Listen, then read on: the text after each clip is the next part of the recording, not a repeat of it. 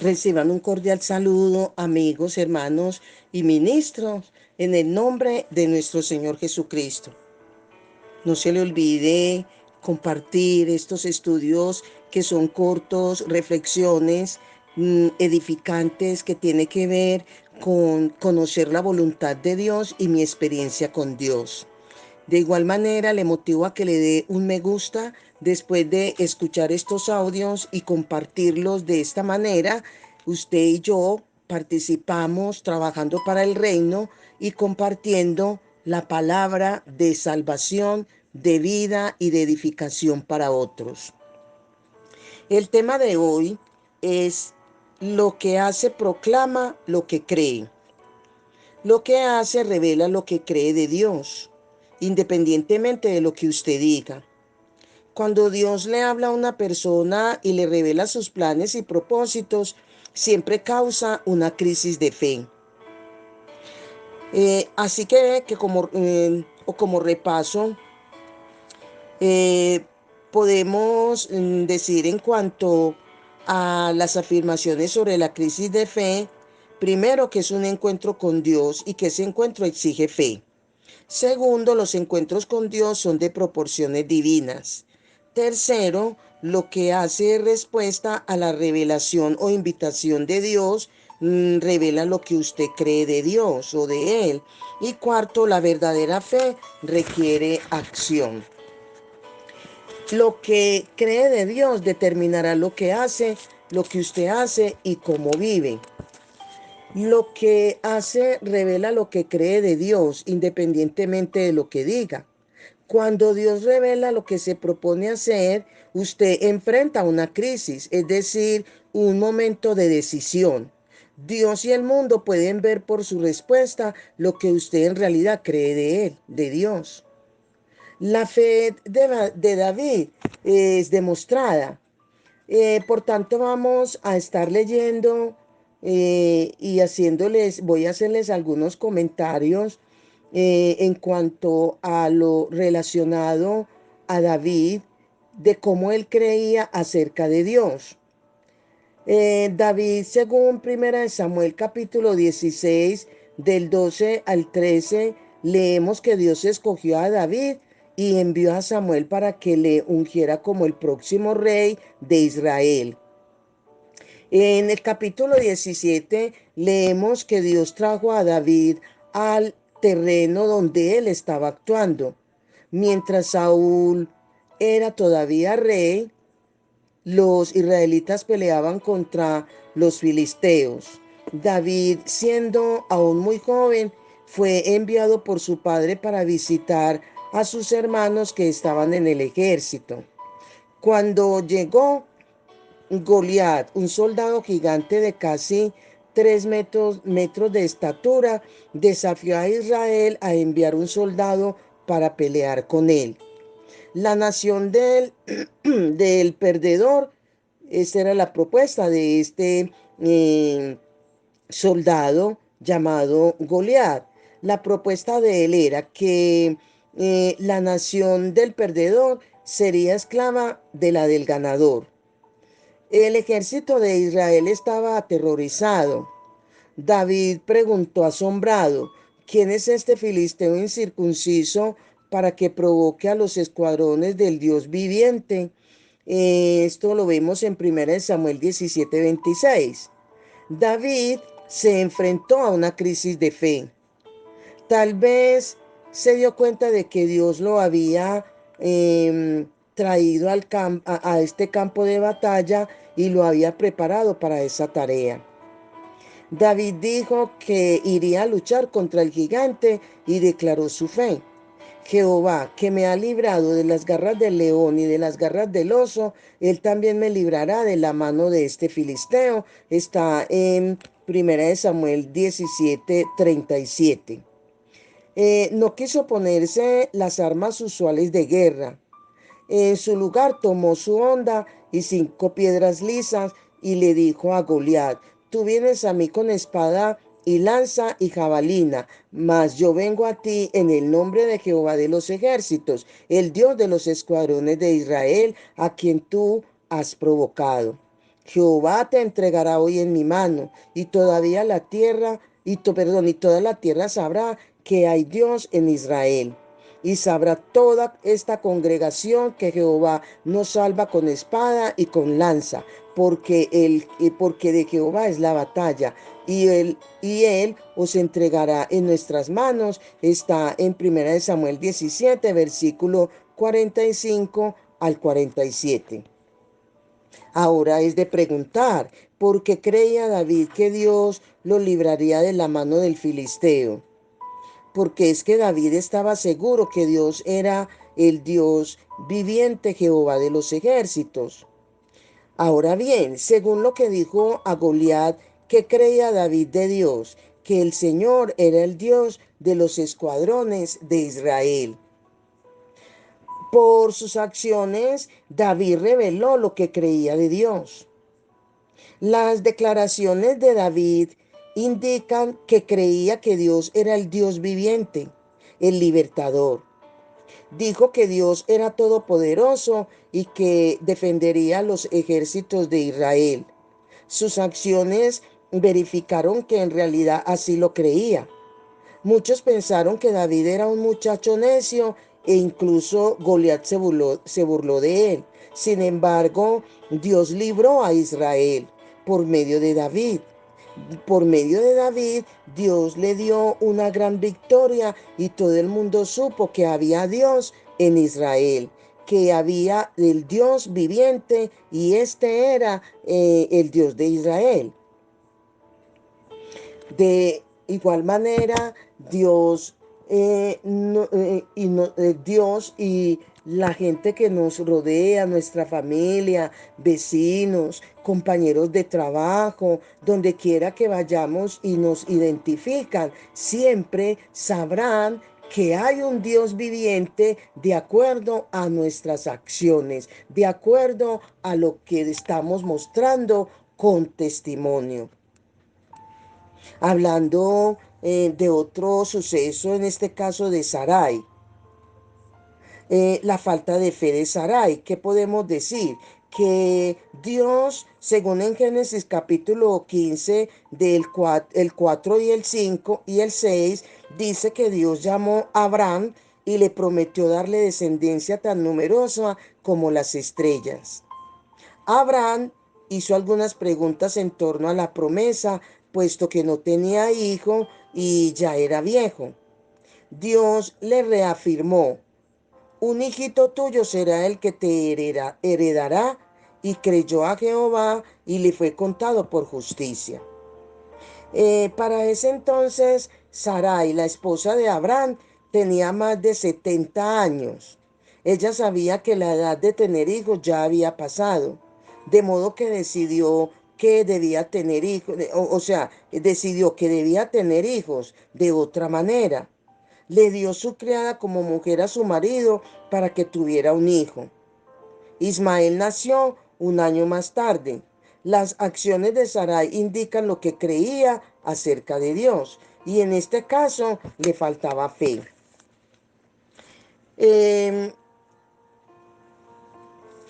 La incredulidad es muy costosa. Nota cómo las acciones de Sarai indican lo que ella realmente creía acerca de Dios.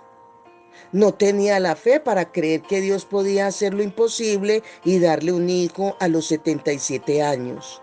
Su creencia en Dios estaba limitada por su propia razón. Este acto de incredulidad fue muy costoso. En su vejez, Ismael le causó mucho sufrimiento.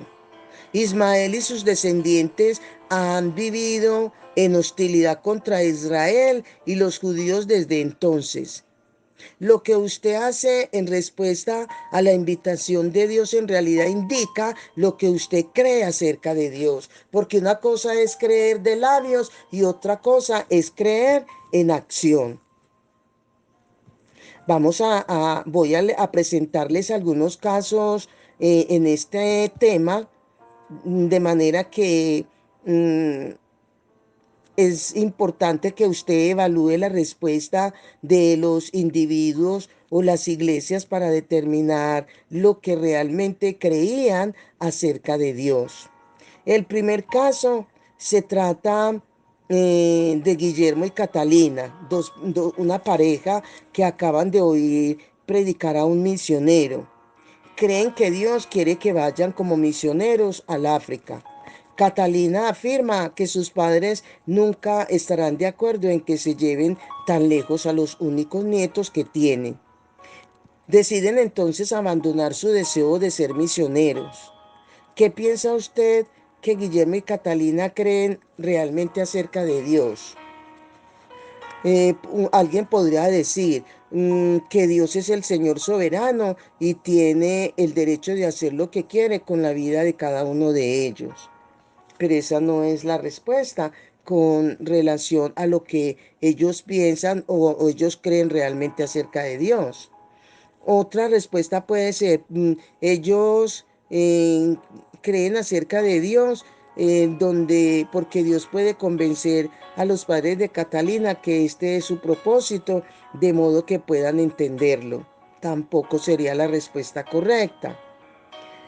Bueno, ellos creen, o podríamos decir que creen realmente acerca de Dios, diciendo que Dios tal vez pudo convencer al faraón de que dejara salir a Israel, pero nunca podrá convencer a los padres de Catalina a que les dejen ir al África con su esposo e hijos. Después de todo, los tiempos han cambiado. De pronto esta puede ser la respuesta, de que ellos creen acerca de Dios. Eh, Tenemos otro caso, Lucía. Lucía ha estado orando que Dios le guíe a un lugar de servicio en su iglesia, o sea, en su congregación. El director de la escuela dominical ha estado orando por un maestro para adultos y piensa que Dios lo está guiando a que le pida a Lucía que sirva en tal posición. Lucía responde, no puedo aceptar esa tarea, no tengo la capacitación que se requiere. Además, nunca lo he hecho antes. ¿Qué piensa usted que Lucía cree acerca de Dios? ¿Será que ella cree que el Espíritu Santo la equipará y la capacitará para hacer cualquier cosa que le llame a hacer? No. De pronto ella pensará, Dios no puede hacer por medio de mí algo que yo no esté dispuesto a hacer. Así que en relación a lo que ella piensa y cree acerca de Dios, es que Dios no puede hacer por medio de ella algo. Ella dirá, Dios no puede hacer por medio de mí algo que no esté dispuesto a hacer. Es que Dios sabe a quién llama para capacitarlo, equiparlo y enviarlo. Pero ante todo, Dios está esperando que nosotros tengamos un corazón dispuesto, no a lo que nosotros pretendemos, sino a lo que Dios ya pensó hacer con nosotros. Tenemos un tercer caso y se trata de un grupo de adultos. Este grupo de adultos se ha estado reuniendo por 6 meses y orando que Dios establezca una iglesia en esa localidad donde no hay ninguna iglesia evangélica. Mientras oran, perciben que Dios quiere que acudan a la iglesia Calvario con una súplica urgente para que vengan y empiecen una nueva iglesia. Los miembros de la iglesia Calvario responden, todavía estamos pagando la hipoteca de nuestro edificio. No podemos auspiciar ninguna nueva iglesia por ahora. Porque no tratan de hablar con la otra iglesia que piensa que la iglesia Calvario cree acerca de Dios. Ellos creen que los recursos de Dios para obrar por medio de esa iglesia están limitados a lo que nuestra propia gente puede dar. Dios es dueño de todo en el mundo. Él puede proveer los recursos para hacer lo que se proponga. Esa sería la respuesta adecuada, pero ellos no. Donde ellos dicen los recursos de Dios para obrar por medio de nuestra iglesia están limitados a lo que nuestra propia gente puede dar. O sea que es un concepto humano, mas no divino. El cuarto caso se trata del comité de presupuesto de una iglesia que ha orado por un mes sobre el presupuesto del año entrante antes de hablar con los líderes. El comité también pidió a los líderes que oraran. Prepararon un presupuesto desafiante, basándose en lo que creen que Dios quiere que su iglesia haga el año siguiente. La iglesia consideró en oración el presupuesto y lo aprobó por unanimidad. Los diáconos realizaron una campaña de promesas y el resultado fue un 10% menos que el presupuesto adoptado. La iglesia pidió que el comité de presupuesto recortara las cantidades un 10%, de modo que no sobrepasase en los gastos. ¿Qué piensa que esa iglesia cree acerca de Dios? Que creen que Dios es fiel, donde Él proveerá para todo lo que Él guía a la iglesia a hacer. Ellos no creen eso, no. Tampoco creen que Dios, ellos dirán que Dios no tiene compasión. Primero nos guía a que hagamos muchas cosas, pero no nos da los recursos. Ellos creen que Dios no puede hacer nada que ellos pueden como iglesia y que no pueden pagar. Ellos creen que Dios no puede hacer nada, que la iglesia no pueda pagar. Esa es una creencia errónea. Las respuestas indicadas en esta actividad, amigos, hermanos y ministros, tal vez no reflejan lo que realmente en cada caso creen acerca de Dios. Sin embargo, una cosa es cierta, las acciones en verdad indican lo que creemos o no creemos que Dios puede hacer. Cuando Guillermo y Catalina en el caso presentado, ellos tomaron una decisión en su crisis de fe. Dijeron más acerca de su creencia en Dios que acerca de los padres de Catalina. Lucía, por ejemplo, dijo más acerca de lo que cree en cuanto a las capacidades de Dios que en cuanto a sus propias capacidades. Las dos iglesias dijeron más acerca de lo que creían en cuanto a Dios que en cuanto a sus propios recursos. Aquí podemos decir que los hechos hablan. Cuando Dios le invita a usted o a mí a unirse a Él, enfrentaremos una crisis de fe. Lo próximo que haga o que hagamos indicará lo que creemos acerca de Dios. Sus hechos hablan más fuerte que sus palabras. Así que le invito a que leamos las siguientes porciones bíblicas y podamos responder algunas preguntas.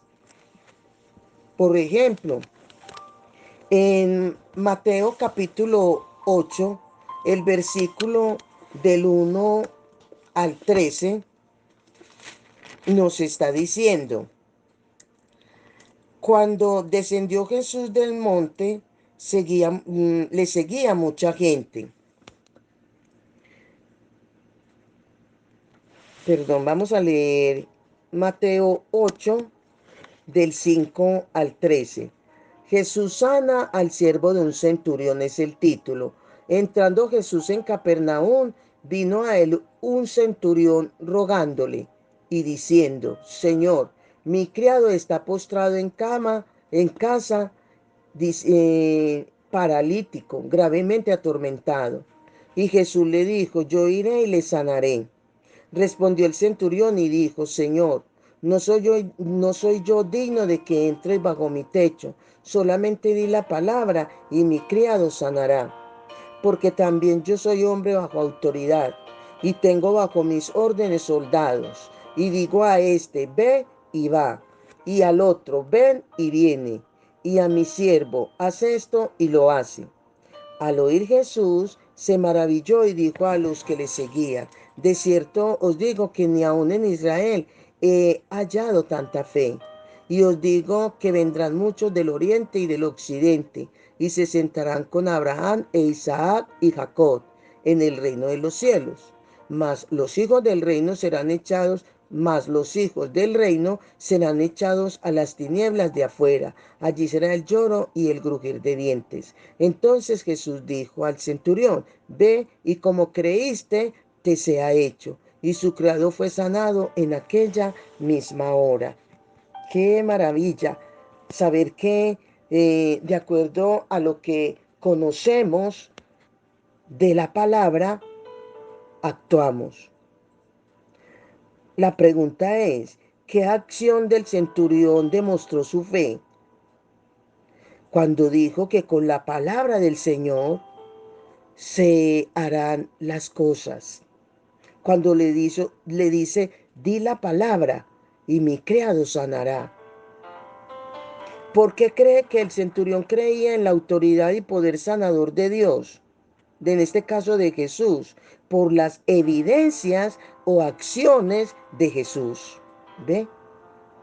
Ahora mirando ahí mismo en el capítulo 8 de Mateo, mirando y leyendo los versículos del 23 al 27, cuando Jesús calma la tempestad. Dice, y entrando él en la barca, quien Jesús, sus discípulos le siguieron. Y he aquí que se levantó en el mar una tempestad tan grande que las olas cubrían la barca, pero él dormía. Y vinieron sus discípulos y le despertaron diciendo, Señor, sálvanos que perecemos. Él les dijo, ¿por qué teméis, hombres de poca fe? Entonces levantándose reprendió a los vientos y al mar, y se hizo grande bonanza. Y los hombres se maravillaron diciendo, ¿qué hombre es este que aun los vientos y el mar le obedecen? ¿Qué acción de los discípulos demostró su poca fe en medio de la tempestad? El temor y el miedo. Ahí mismo en Mateo capítulo 9, los versículos del 20 al 22, también aquí dice que he aquí que una mujer enferma de flujo de sangre desde hacía 12 años se le acercó por detrás y tocó el borde del manto de Jesús, porque decía dentro de sí, si tocare solamente su manto seré salva. Pero Jesús, volviéndose y mirándola, dijo, ten ánimo, hija, tu fe te ha salvado. Y la mujer fue salva desde aquella hora. Qué importante es la acción. ¿Qué acción de la mujer demostró su fe? El actuar, tocando el manto de Jesús. Ahí en el mismo capítulo 9 de Mateo, miramos también aquí los versículos del 27 al 31 que dice, con dos ciegos reciben la vista, es el título. Pasando Jesús de allí, le siguieron dos ciegos, dando voces y diciendo, ten misericordia de nosotros, hijo de David. Y llegando a la casa vinieron a él los ciegos, y Jesús les dijo, ¿creéis que puedo hacer esto? Ellos dijeron, sí, Señor. Entonces les tocó los ojos diciendo, conforme a vuestra fe os sea hecho. Y los ojos de ellos fueron abiertos. Y Jesús les encargó rigurosamente diciendo, mirad que nadie lo sepa. Pero salidos ellos divulgaron la fama de él por toda aquella tierra.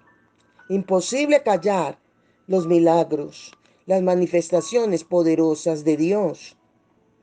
¿A qué característica de Dios, o sea, de Jesús, apelaron los ciegos? Seguir a Jesús. Esa fue la posición. ¿Sobre qué base juró Jesús sobre qué base curó Jesús a los hombres? Sobre la fe. Vuestra fe, mi fe. Con base a ello es que obtenemos los milagros, las respuestas de Dios. Así que cuando los dos ciegos demostraron que creían que Jesús era misericordioso y que era el Mesías, el hijo de David, Jesús los sanó de acuerdo a qué, a su fe. En cuanto a la mujer del flujo de sangre, la mujer creía que tocando el borde del manto de Jesús, el poder sanador de él fluiría. Estaba dispuesta a exponerse al ridículo público con tal de experimentar su poder sanador. En cuanto a la tormenta, cuando las tormentas de la vida nos acosan como la tempestad que cayó sobre los discípulos, a menudo respondemos como si Dios no existiera o no le importáramos. Jesús los reprendió, no por su tendencia humana a temer, sino porque erraron, se equivocaron, cometieron el error al no reconocer la presencia, la protección y el poder de Jesús. Solamente en cuanto al centurión, dice, solamente di la palabra y mi criado sanará, dijo este centurión. Jesús elogió la fe del centurión porque creyó en su autoridad y poder. Lo que hicieron estas personas indicó la clase de fe que tenían. ¿Qué clase de fe es la tuya? ¿Actúas conforme a la creencia que Dios puede hacerlo o actúas con temor e inseguridad y duda? Y como conclusión, puedo dar dos afirmaciones. Primero, lo que hago revela lo que creo acerca de Dios, independientemente de lo que diga. Y segundo, lo que creo acerca de Dios determinará lo que hago y cómo vivo. Amén. Dios les continúe bendiciendo.